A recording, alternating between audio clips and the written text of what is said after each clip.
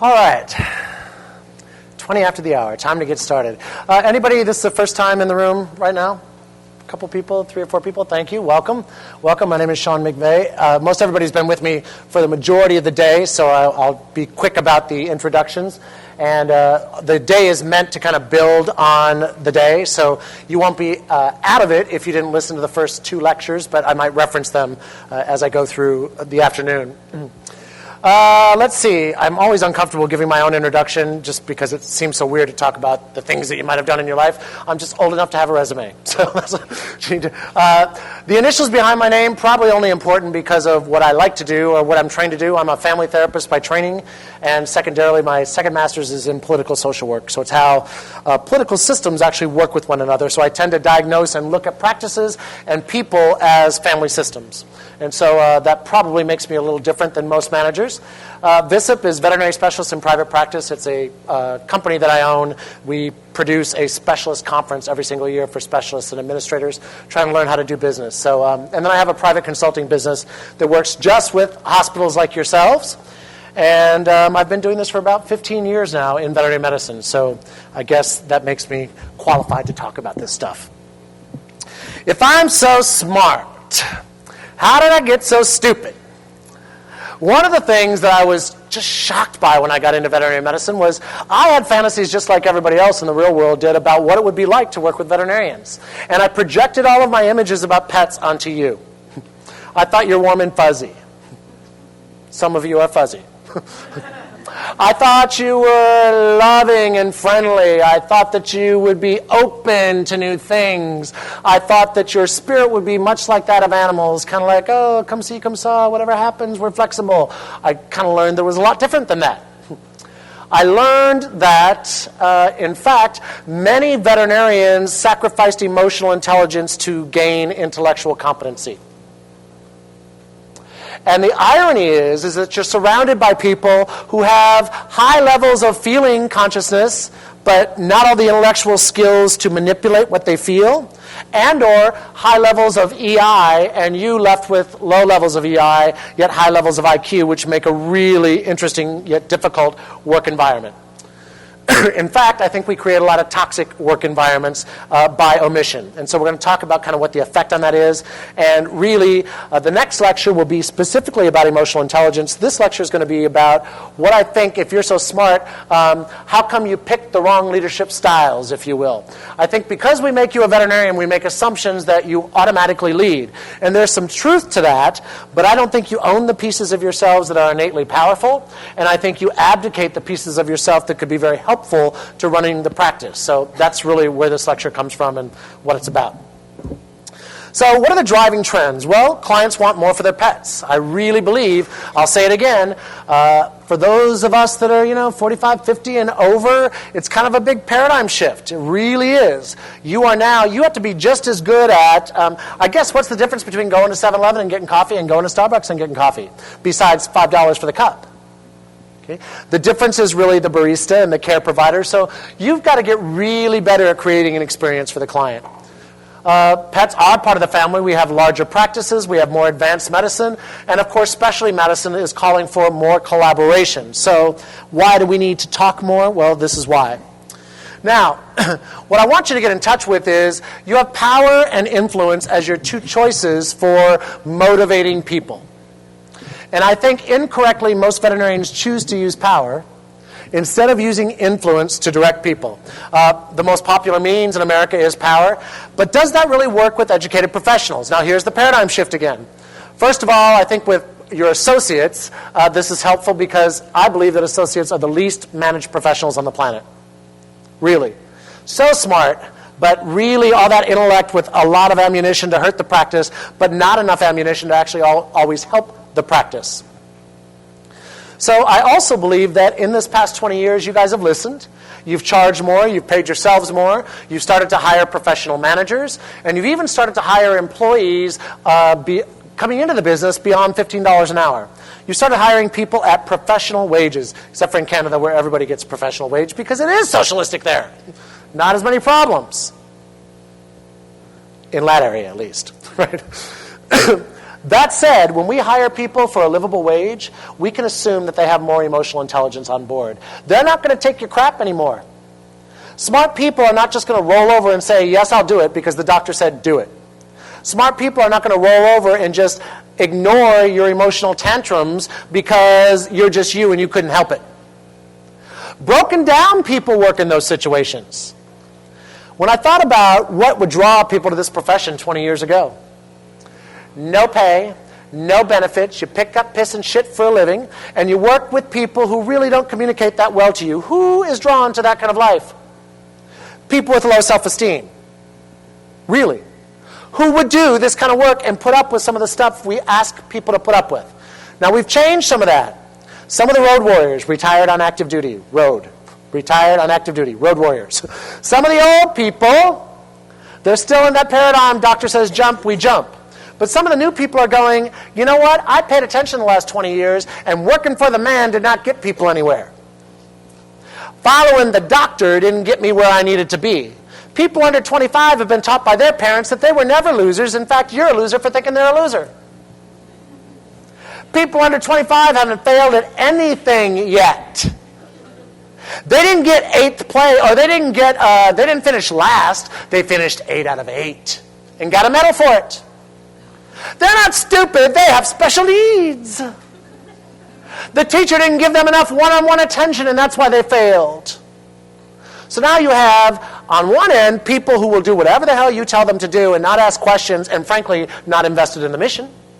And on the other hand, people who are highly motivated by mission and investment in the mission, but who will question you at every step of the way. So you're kind of stuck. I'm saying to you that unless you can get good at collaboration and emotional intelligence, go back to the old way. Pay people $7, $8, $9 an hour, slap the smile like Walmart does right on their chest, so you don't have to do anything with them, and keep your labor costs low. And aim for high volume, low touch. That is a successful model. It can work. But if you want to be high touch, lower volume, or charge a little more than the average veterinary practice, you need employees who have emotional intelligence, employees who question why. Trying to manage people by power doesn't work with educated professionals. So you have to get better at influencing people, doctors. Power is the ability to do, act, or produce. Influence is the power of persons or things to affect others. Influence is only seen in its effect. People stop talking when you come around. They're afraid of you. They don't respect you. If they only act nice when you're there and act completely different when you're not there, they're afraid of you. They don't respect you.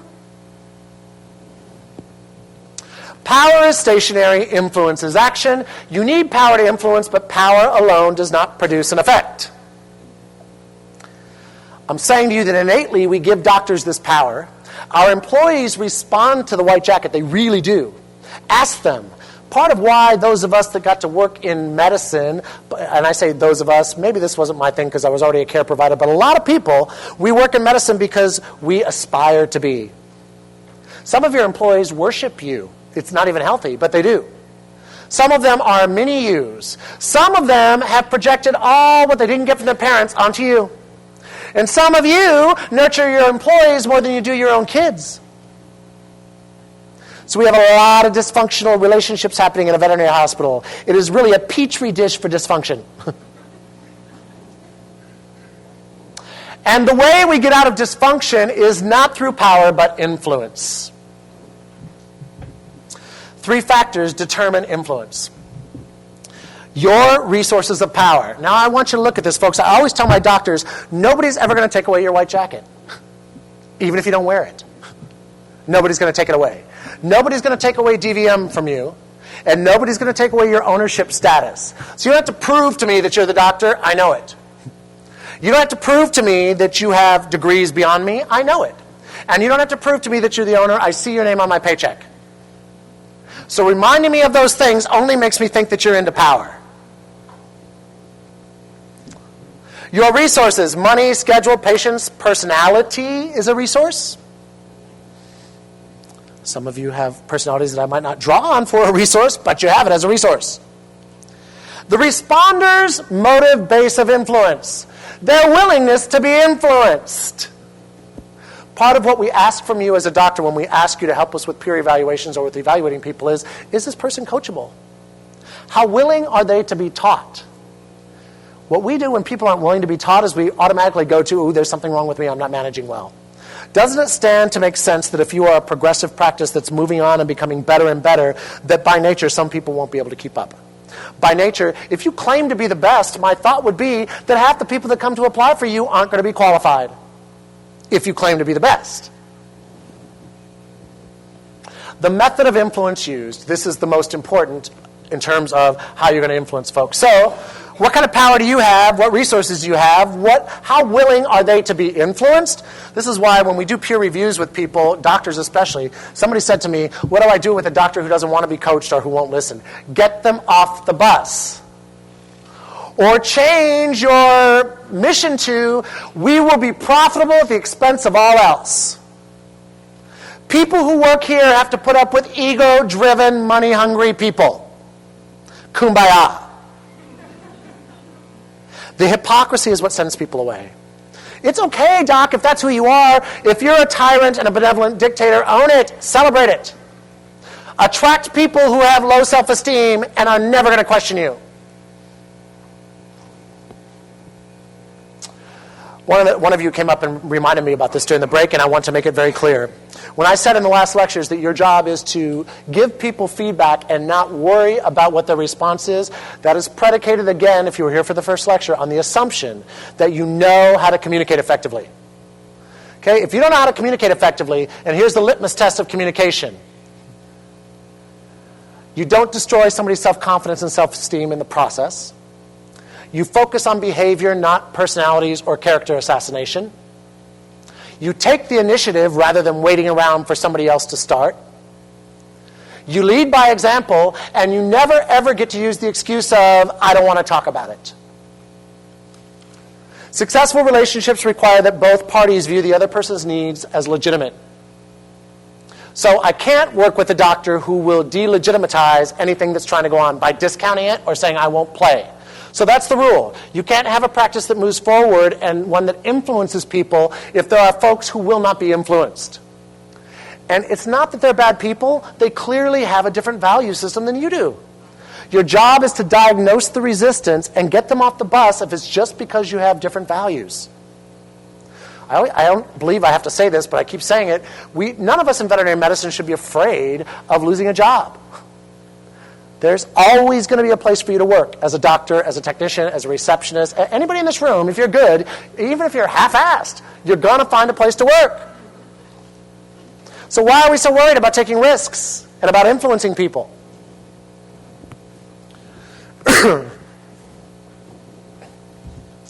Direct and indirect influence. If I am direct with somebody, it's intended as clear and direct order. It's often backed by power. There is no doubt about my motive. It's delivered aggressively, and it sometimes can be seen as an attack. The difference between this and non-assertive behavior is that it's contrived. Okay? This is contrived. I'm being direct with you because I want to make you have a feeling. Sometimes being direct with people catches them off guard. Somebody spoke about when alpha males and alpha females speak, everybody kowtows to them. One of the reasons they're so direct is it's effective. People tremble. And after a while they go, well, they cried, but shit got done. Which works with 10 employees or less. But then you have more than 10 employees, and the crying person destroys everybody else's self-esteem, so you have to go and pick up after that. So it's difficult to have direct influence and use power with more than 10 people. So to use power or influence, well, it fascinates me that we don't really think about our conversations at work. Now I know, and this is how I know the difference between work and life. Because when my partner pisses me off, I don't think about having a clean conversation. I think about hurting him. I think about punching, verbally. I think about getting even. When my feelings are invested, it's really hard for me to talk logically. And so I don't sit down before an argument with my spouse and go, what would I like the outcome of this situation to be? What I think is, I want to hurt you. Really? I mean, isn't that how you are? You don't sit down before you talk to your spouse and think, in a healthy relationship we might. See, feelings get in the way. Family shit. This is why it's so critical that you are not driven by feelings when you are managing your employees. If you are driven by feelings, there's something psychologically wrong with you. You need boundaries. Family has the right to drive us by feelings. They pay for us, they sleep with us, they love us, it is quid pro quo. All that's happening with work is a paycheck. And some sleeping, but that's a whole other Oprah.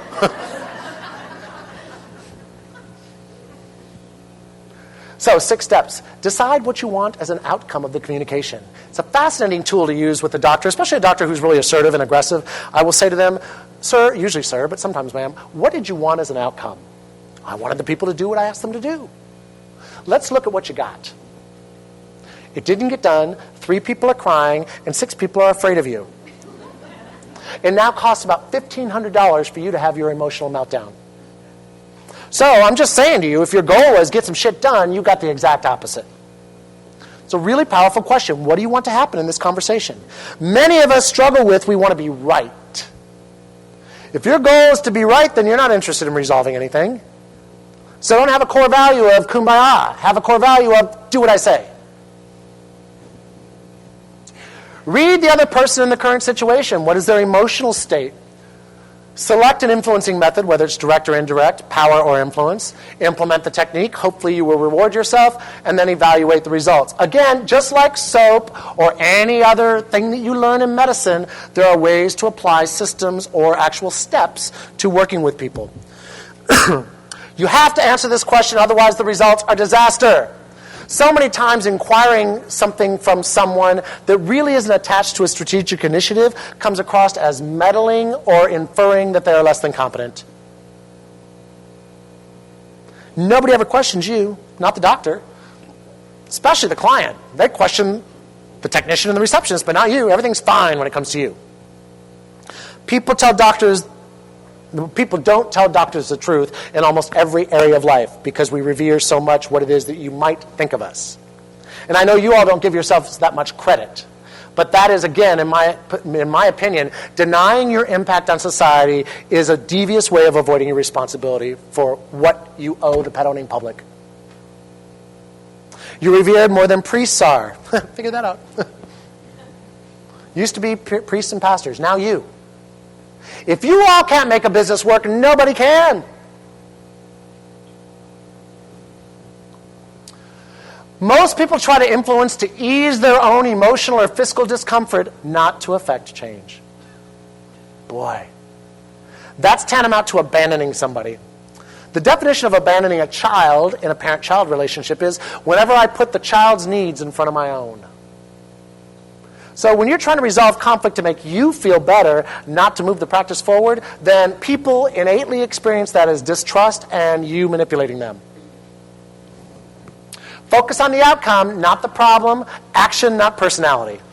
When we digress into character assassination or statements about who somebody's personality is, then we've lost it. Therefore, nobody's lazy. Some people just move slow. Nobody is obnoxious. Some people just interrupt me when I speak. Nobody is slovenly. Some people just don't clean up after themselves after each shift. Do you see where I go with that? When you start attacking personalities, you've lost your opportunity to influence.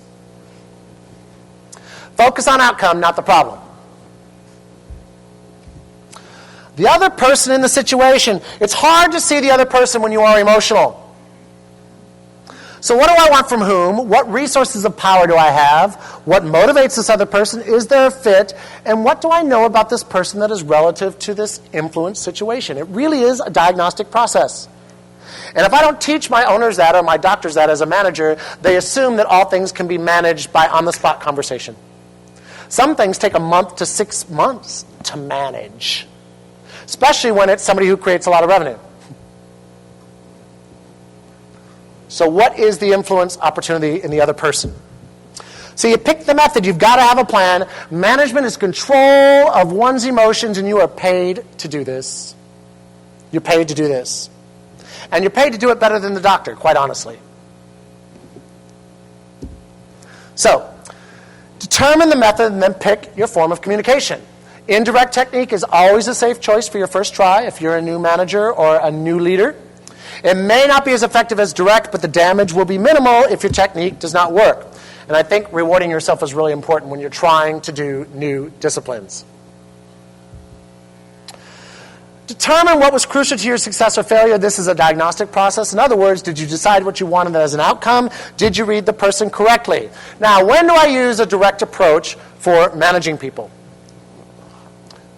When people tell you you need to be more direct. Anybody here have that issue? Only 3 people? No, only 3 people. Veterinarians, raise your hand. Okay? Raise your other hand if people tell you you need to be more direct. Thank you. The veterinarian's like, I don't talk. People don't seem to understand you. People are afraid of or intimidated by you. Or if you often feel like a doormat or unappreciated. People don't do what you want them to do, or when unfinished business taints the relationship. When you're walking in the front door because somebody else is walking in the back door, and you're avoiding relationships, it's time to have this talk. When people's emotional performance is starting to or emotional outbursts are starting to interfere with performance, it's time to have this talk. When an employee's expectation doesn't meet, or when an employee's performance doesn't meet expectations, it's time to be direct. You never want somebody to say to you, I didn't know this was going on. That's where most of you get lost in managing people. He said, she said, he said, she said. And then they trace you down rabbit trails, never sticking to what was agreed upon in the first place. Direct approach is what works best in these situations. Other times when the direct approach works best, when the other person is assertive or direct themselves. If the receiver is relatively open and non-defensive, other confident people can handle direct approach better than non-confident people. If you have no hidden agenda and you have legitimate power, it's just best to be direct, because if you're indirect, people assume that you're trying to scam them. So if you have legitimate power, the more clear you can be with people, the better off that is. If you're not broadly skilled as a communicator, just say it and get it over with. And if there's a good fit between your resources and the receiver's motive base of power, in other words, like in a mentor-resident relationship, you can be as direct as you want to be, because the mentor is highly motivated to receive what it is you have to give them. So, why don't people do what they're supposed to do? Because they're not motivated. Why are they not motivated? Because they don't want to do it. Why don't they want to do it? Because they're not motivated. It's kind of that endless cycle. I want to go back to resistance is expressed through lack of motivation and commitment to the change. If you have to say to people, how come nobody's motivated here? I think that real question is, I'm not giving them information that influences them. I'm not giving them information that excites them. I've not provided passion for them in this job. Or I'm holding myself up as the person to motivate them, and that's a tragic mistake. Because you're human, you're going to make a lot of mistakes. The second I look to you for my example, I'm screwed. Because you're going to be real. Direct influence.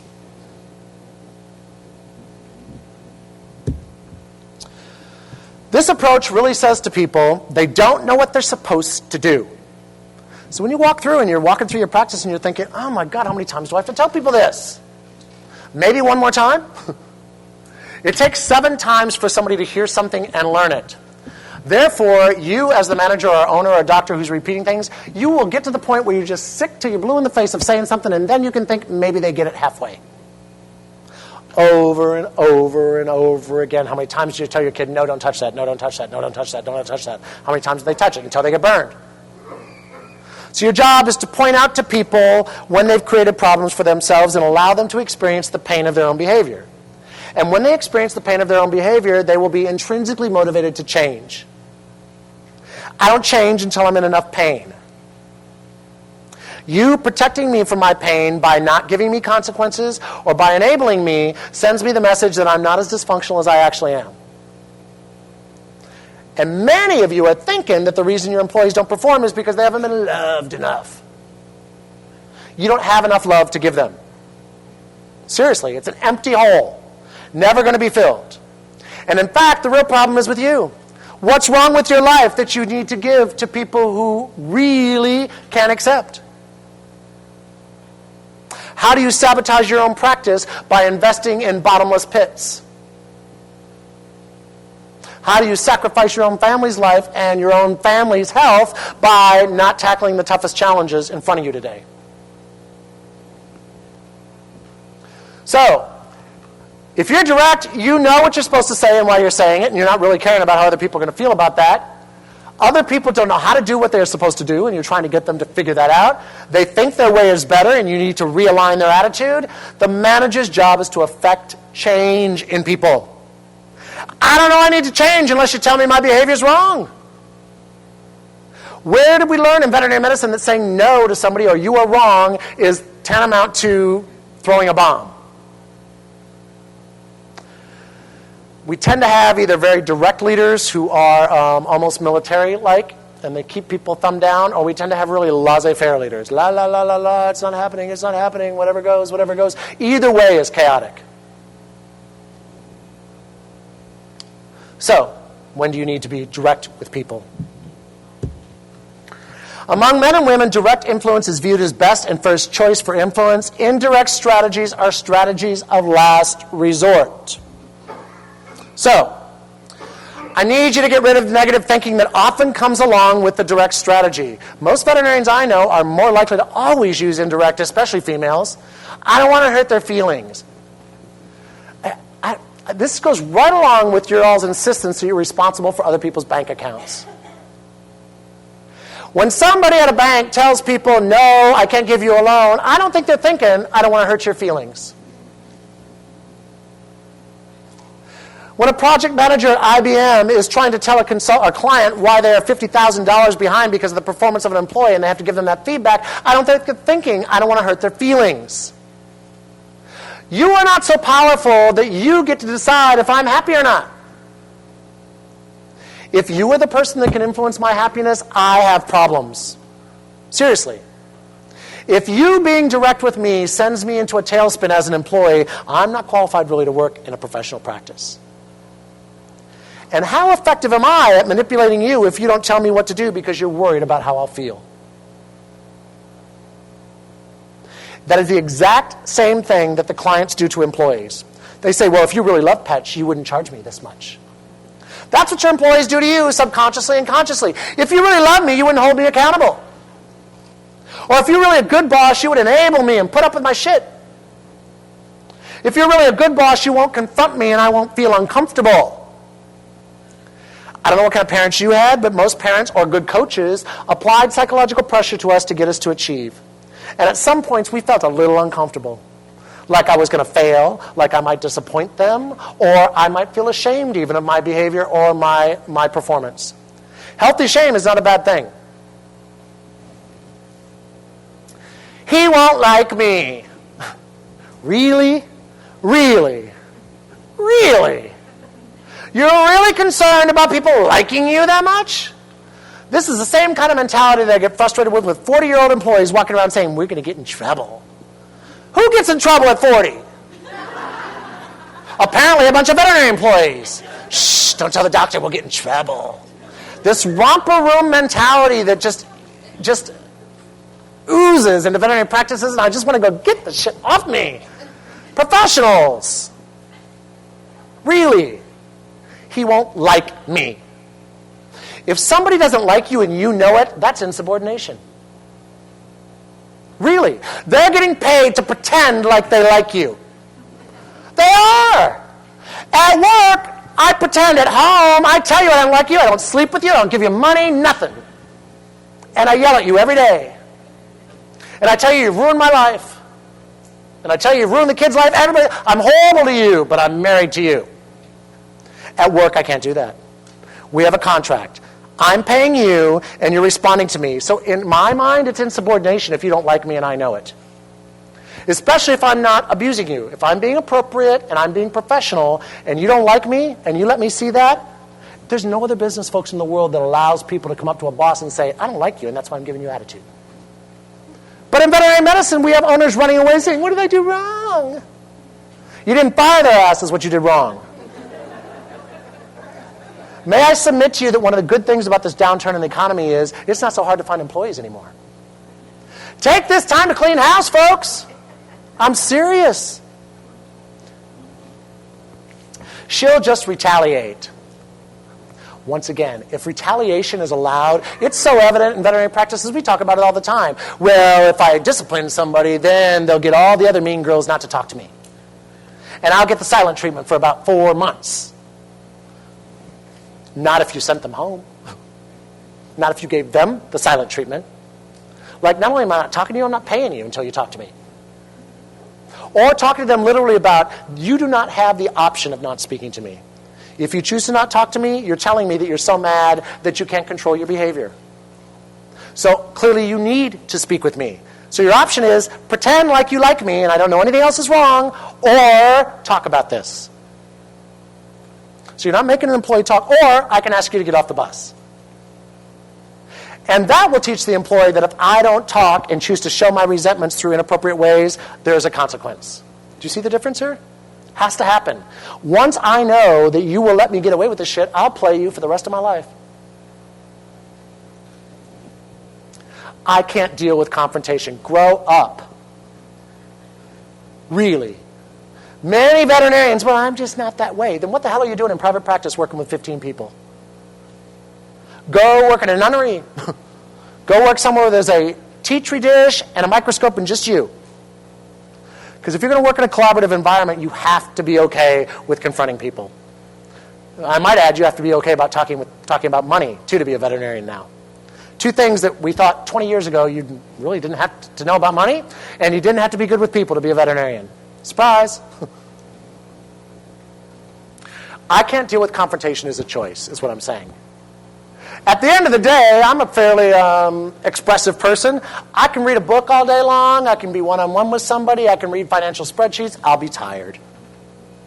You may not like getting up in front of people like this if you're very introverted. You could do it. You'd just be tired. So saying I can't do it is this. What I need you to say is, I will try. I will do it. And as owners or as doctors, you don't need to be perfect. I went to school for 6 years beyond college to learn how to communicate. So great, I should be able to do it well. But I can tell you, what will make you different is your ability to be authentic. People respond to authenticity. That means if you disengage by saying something wrong, you recover by looking at the person and saying, oops, sorry. I didn't mean to say it that way. That's not how I should have done it. That was wrong. Forgive me, please, and let's start over. But a lot of you have alpha traits that won't allow you to say, I'm sorry, or even worse, you're not even able to recognize when you're wrong. And that's what a good manager's job is to do, is to say, excuse me, are you aware of how your behavior is affecting everybody else?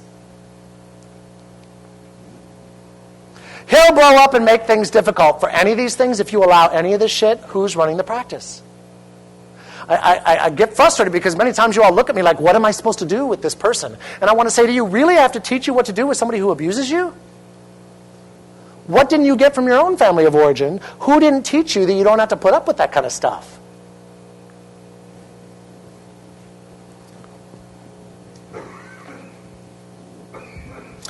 Cognitive restructuring is what behavioral scientists call it, and I'm going to call upon you, as Maya Angelou would, when you know better, do better, I want you to cognitively restructure.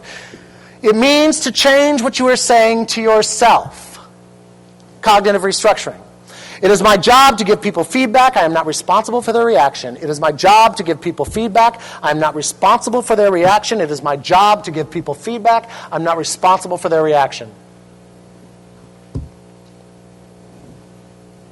Saying no. There's art to this. You have to get skilled enough or brave enough to say no. You cannot be an effective manager doctor without the ability to say no. Saying no, followed by one quick sentence of explanation, no excuses, no apology. I'm sorry, but no. Why do we start no with I'm sorry? Say it immediately so that no one is confused. No, leaving early today would inconvenience too many people. We aren't direct with people because some people would cry when we say that to them. I'm going to miss a wedding. Tough shit. Really, I'm paying you. Really. Don't even engage in those kind of responses. People who manipulate you into emotional exchanges over something simple like this are manipulating you. That's exactly what's happening. And what's sad is many of them are doing it for $18 an hour. Folks, that's $40,000 a year. That's a livable wage.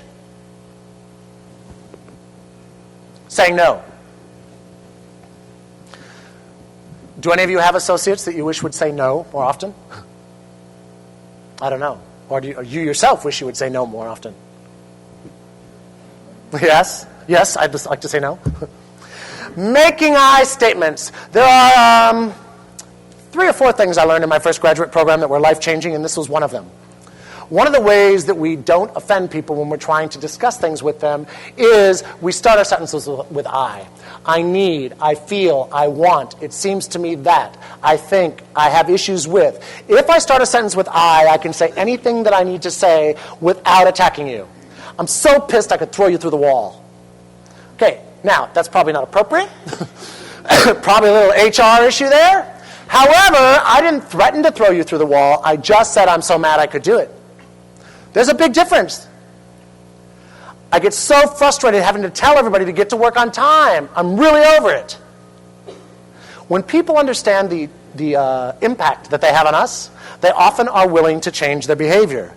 But if I just say you're late, change, they don't see that it really had an impact on me. They just see that I'm pissed. You messages are used when I want to attack or blame somebody. You need to. You better. You should. You.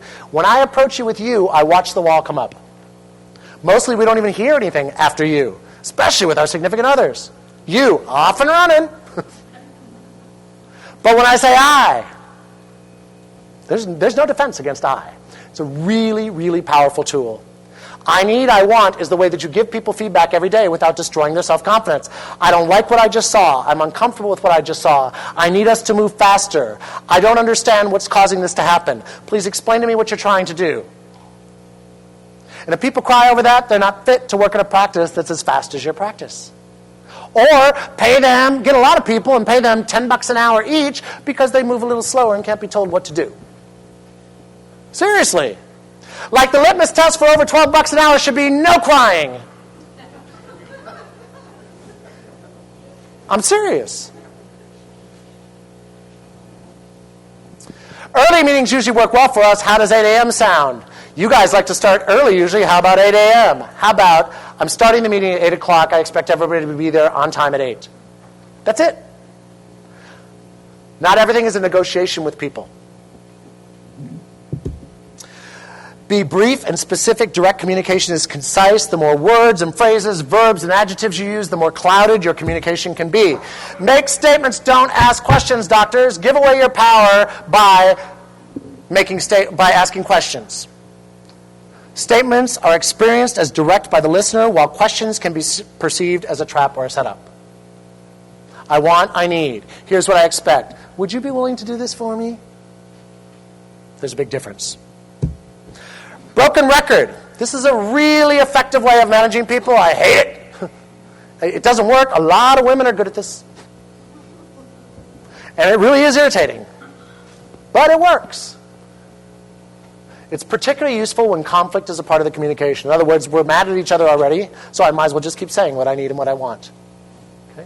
It increases the likelihood of staying on target in a hostile or emotional exchange. One of you sticks to facts while the other one's in feelings. There's very little chance of being misunderstood. I need you to calm down.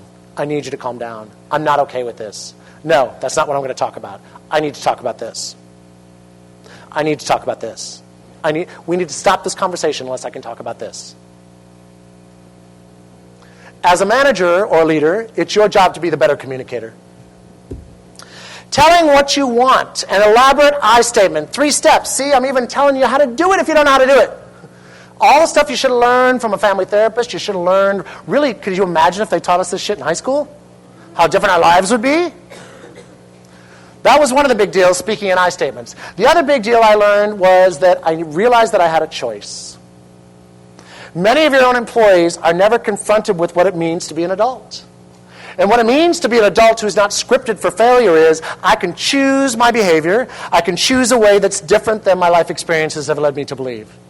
And for a lot of folks, that's really empowering to hear that. If you are functional and became a veterinarian, probably your family experience was, I have choice, I've always known I have a choice. But for people who work for you, my hunch is many of them, that's a new paradigm. That they weren't just scripted to be where they are in life. They actually have some choices to change their lives. That's the kind of motivator that you want to be. And then the third thing that I learned that was kind of life-changing when I looked at all this stuff is that I'm responsible for how I'm perceived. I'm not responsible for what I intend. I statements are very, very important. You're responsible for how you're perceived, not for what you intended. Marriages last on intentions, relationship break on perceptions. So again, you can say that your intentions were whatever they were, but if you're perceived differently at work, you're responsible for that perception. So, I feel blank when you do this behavior and I want this. That's an I statement. An I statement followed by the action or behavior that kicked in the feeling and what you want. That's very different than quit bitching and move. Who do I need to train around here to do something right? Are all the technicians stupid? I only have one technician I work with because she's the one I can trust. The real message is the other 8 are stupid. There's an important distinction between a description of the action and a label about the action. That's the powerful piece, folks. When I'm in my emotions, I describe how it affected me, and usually I attack. When I'm able to be emotionally intelligent and be logical, however, a feeling is what is the impulse for me to say something. If I'm able to be logical, I'm able to label the action and not talk about it in personality terms. That's huge. Once my personality feels attacked, I'm not going to listen to you, and frankly, I shouldn't. When we get to the point of character assassination or destroying somebody's personality, we've lost all credibility. The indirect approach works best when you have an overly sensitive person who's threatened by the slightest disagreement or conflict. That's 90% of your employees. Aggressive or bullying people, sorry, that should be or, not of. Oppositional people, somebody who's already resistant.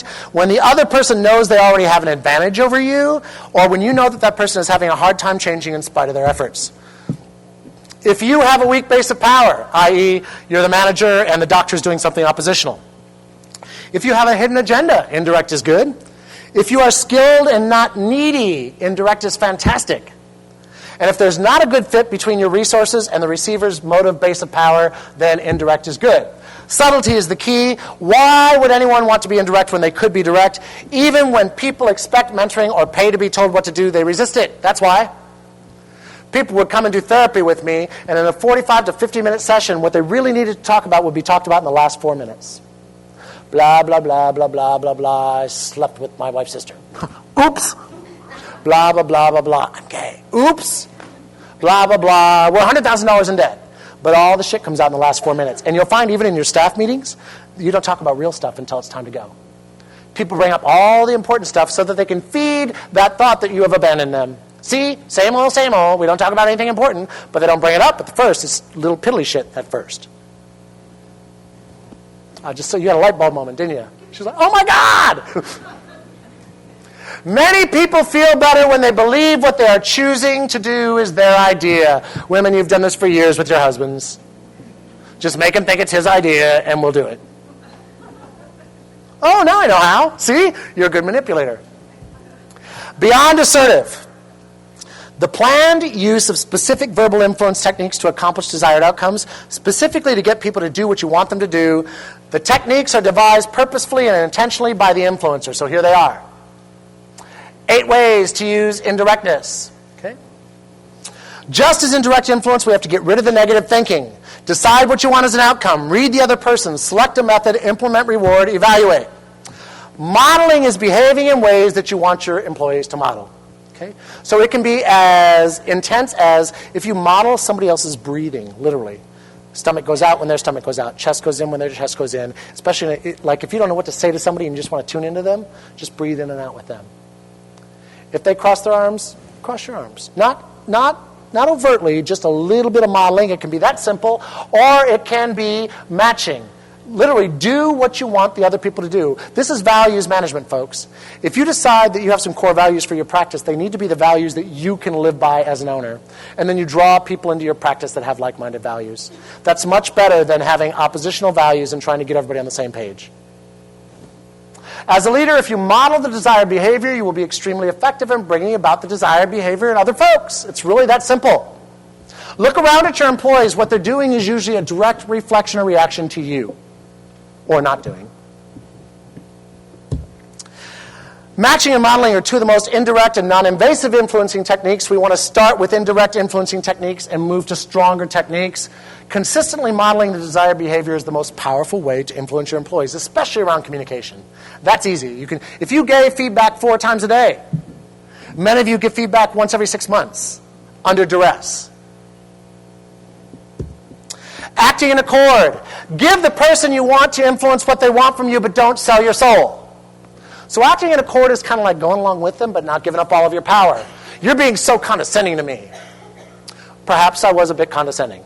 Not, I'm sorry, I was condescending. You give them a little bit, but you still maintain your control. Your job as a manager, and you have to get past this, folks, people with low self-esteem don't like to be in charge of people. I think you got to get over that. The definition of manager is I control situations. You're being so condescending to me. Perhaps I was a bit condescending. Fogging. When your coworker says, you don't listen to me when I tell you my problems, a fogging response is, perhaps I could be a better listener. When your boss says, you haven't been as attentive to the clients as I'd like, you say, I have been less focused than usual these last couple of days. Don't apologize, don't make promises, only agree that there's some truth to what's said. That is a manipulative technique.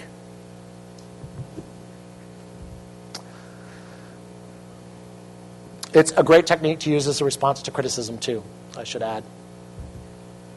Many times, managers and influencers of people want what they want on general competitive or authoritative principles, but not for good business reasons. So, do you influence people, or do you use power? Reframing. The process of communicating in such a manner that you alter the way in which it's being perceived. So, if you're counseling someone for sexual harassment, you may have been unintentionally discriminating against Sophia. Okay? That's a different way than say it. Then you diddled somebody you shouldn't. Big difference. You say that to me, I'm hiring a lawyer. You say this to me, we're going to have a conversation about it. Reframing. Instead of having a team building meeting, call the meeting Achieving Results. Call it Project New Day. Call it Task Exploration. Call it Producing Problems. Reframe things in a different way. Works well with individuals or groups. It's fun and creative. Reframing the context of an event can be a freeing situation for all people involved. It's your job as a manager to look at things and say, even though it looks like this, could we look at it this way? If you just allow people to make up their own shit, they're going to make up the worst possible scenario. Paradox. The dictionary says paradox has multiple meanings. A statement that seems contradictory, unbelievable, or absurd, but it might actually be true. Now, it's very difficult for a manager to understand and use it in the workplace, but it's powerful if it's done correctly. It's highly risky. If you're feeling hostile or combative, don't use a paradox. Aggressive, passive-aggressive, and non-assertive employees all make good potential targets for paradox.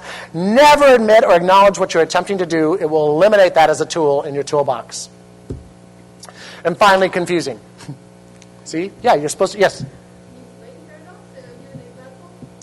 A paradox would be with somebody, oh gosh, look at the day. There's no way we're going to get through this day. It's so disheartening. And they're like, oh yeah, watch us, watch me. So you basically say something that is basically untrue, but they take it to be true. Put them in a double bind. Yeah, it's reverse psychology. That's exactly what it is. That's exactly what it is. Helpful? Yeah. Confusing. Useful with somebody who lacks initiative or needs to be more independent, but you don't want to tell them to be that way because it's like telling people to be spontaneous. Okay? So as a speaker, you choose to use your own confusion. It's the Columbo approach, if you remember. Well, could you tell me about how you did that again? I'm so confused. Sorry. I know you've told me over and over how you check people out. Could you tell me one more time because I'm confused? And all along, you know exactly what 6 steps they're supposed to use. So the Columbo approach, so they're not threatened by it. It's your job to figure out what gets people to talk. People will tune you out and figure it out on their own, but it gives the employee the chance to feel as if they have one-upped you. It can be used with individuals or groups. It takes much skill on the part of the leader if you're going to be Columbo. And finally, storytelling and metaphors. There's one after this. Tell the story and let the receiver come to his or her own conclusions. The best leaders are ones who can use parables, Ones who can, I liken your job as a doctor sometimes to that of a pastor, preacher, rabbi. I would envision that is what that person is supposed to do. Supposed to inspire us to a different way of behaving. Supposed to give us a word picture of what reality looks like that seems a lot better. So somehow a good pastor can make you think that all of your spiritual struggles are for naught. Or aren't for naught. I don't know about this. They don't let my people go to church. But if they did, I think I would learn this stuff. Did you get that? Just got it, right? Really, they don't. They don't let us go to church. I'm sorry. I'm just saying that if they did, I would think that the job of the spiritual leader is to move people to act differently than how they feel. And so really, that's your job as a leader, to influence people to act differently than how they feel. Because rarely in life do I feel better and then act better. Almost always, I have to act my way into a different way of feeling. Usually don't get into an exercise program until about 2 months of shit. Oh, now the endorphins kick in. Not the first 2 months. That's why people go to The Biggest Loser. Usually takes a month or two to enjoy not smoking if you're a smoker. There's a lot of things. So the first 2 months of any kind of change, not really comfortable. So you can't resist a message because there's nothing to resist if you tell a story. And the use of metaphors can be considered indirect influence. And finally, humor. I'll talk about that. Perceiving, appreciating, or expressing what is funny in an amusing situation. Humor influences perception of events and helps everybody feel better. The more out of control you are and the more desperate you are, the more laughter is needed. In fact, we see it all the time. You get so defeated and you finally think, well, this shit's just completely falling apart. We might as well laugh about it now. That's how we cope. You ever had an emergency shift that just went so south? Or in Australia, they say pear-shaped. Everything went a bit pear-shaped. And that's what happens. You're like, okay, bring it on. What shit can you give me today? I've already had 4 people walk out, 6 of 6 die. I can't get anywhere. Ha, ha, ha. So really, as much as you can interject laughter into the workplace, that's a really powerful way of influencing people. So that's my ditty on If I'm So Smart. Was that helpful? Direct or indirect? Okay, so we are now going to take a break until, let me be correct this time. All right, we're taking a break until 3:25, and then we're going to talk about emotional intelligence. And the last lecture is going to be stages of growth and how to manage growth in your practice. So see you in 15 minutes.